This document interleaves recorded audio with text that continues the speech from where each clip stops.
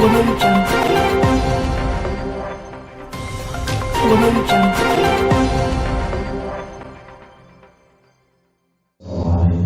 warahmatullahi wabarakatuh. Bismillah, alhamdulillah kafir.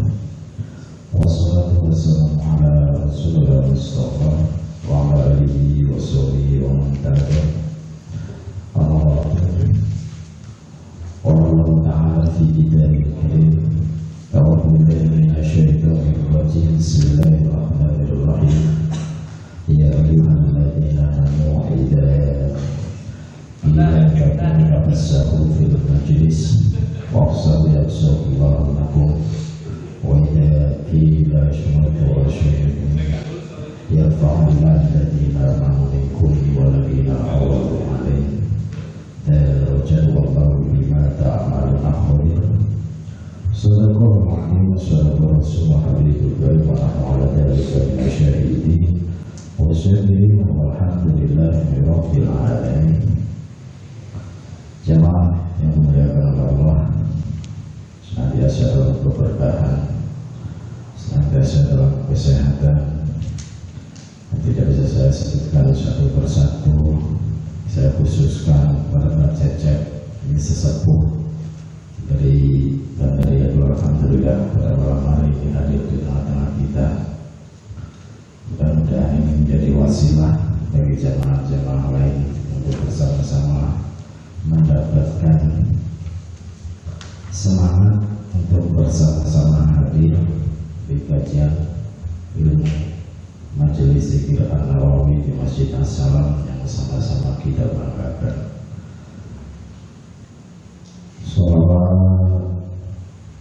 Mudah-mudahan kita senantiasa masih diberikan umur panjang dengan langkah lapangnya pikiran, kelegaan hati kita untuk bersama-sama senantiasa bersyukur kepada Allah Subhanahu wa Ta'ala, karena adalah suatu kewajiban bagi kita semuanya, bahwasanya Allah tanpa pernah pilih kasih, tanpa pernah memilih dan memandang kepada siapa memberikan rahmat dan rahimnya. Maka dari itu wajiblah bagi kita senantiasa menjadikan puji dan syukur, karena dengan rasa syukur itulah kemudian Allah akan menambahkan segala nikmatnya. Lain syakartum la azidannakum. Barang siapa yang senantiasa bersyukur, maka aku tambahkan nikmatku. Salawat dan salam senantiasa tercurahkan kepada junjungan kita Nabi Muhammad Sallallahu Alaihi Wasallam, Nabi yang alhamdulillah senantiasa berjuang berdiam untuk kita semuanya kaum muslimin, sehingga pada hari ini kita bisa merasakan nikmat iman, nikmat keislaman kita, sehingga bisa bermuwajahah, kita sama-sama bersilaturahmi, senantiasa melaksanakan sunnah-sunnah Nabi. Insya Allah dengan senantiasa kita melaksanakan kesunahan ajaran Nabi Muhammad SAW, kita adalah bagian daripada umat yang akan dijamin mendapatkan syafaat baik di dunia maupun akhirat. Amin Allahumma amin ya rabbal alamin. Bagaimana disampaikan dalam mukadimah tadi, yang artinya sedikitnya kita kilas, orang yang beriman apabila dikatakan kepada berlapang-lapanglah dalam majelis, maka lapangkanlah, niscaya Allah akan memberikan kelapangan kepadamu. Dan apabila dikatakan berdirilah kamu, maka berdirilah, niscaya Allah akan meninggikan orang-orang yang beriman di antaramu dan orang-orang yang diberi ilmu pengetahuan beberapa derajat. Allah mengetahui apa yang kamu kerjakan.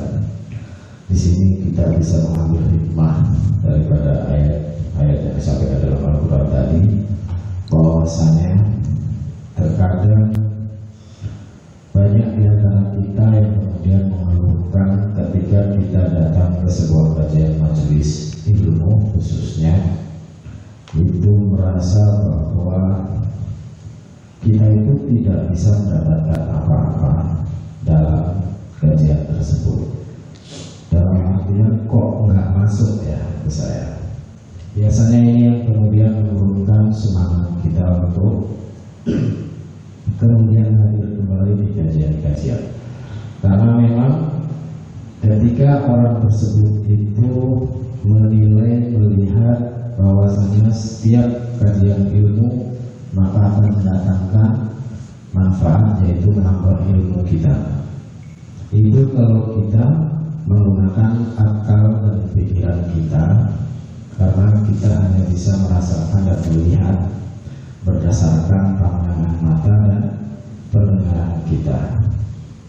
Tapi kemudian apabila kalau kita bisa menelaah menggunakan hati kita, maka sebagaimana disampaikan bahwasanya setiap orang yang berangkat mencari ilmu itu tidak ada jaminan kemudian orang itu akan langsung pintar, mengerti dan mendapatkan keilmuan itu. Karena Allah itu menjadikan sebuah kajian atau majelis itu bukan hanya sekedar bagaimana kemudian jamaah menjadi pintar. Karena tidak ada jaminan pula ketika orang sudah pintar akan keilmuan tersebut, maka ilmunya akan memberikan manfaat bagi orang tersebut. Contoh kecil ketika kita sekolah, walaupun kita ingin satu, apakah ada jaminan ketika sudah selesai sekolah kemudian dengan mudahnya kita bisa mendapatkan pekerjaan? Nah, kalau kita kembalikan seperti itu, maka sama halnya ketika kita mengaji. Tidak semuanya orang mengaji kemudian mendapatkan ilmunya sama seperti kiainya atau pintar.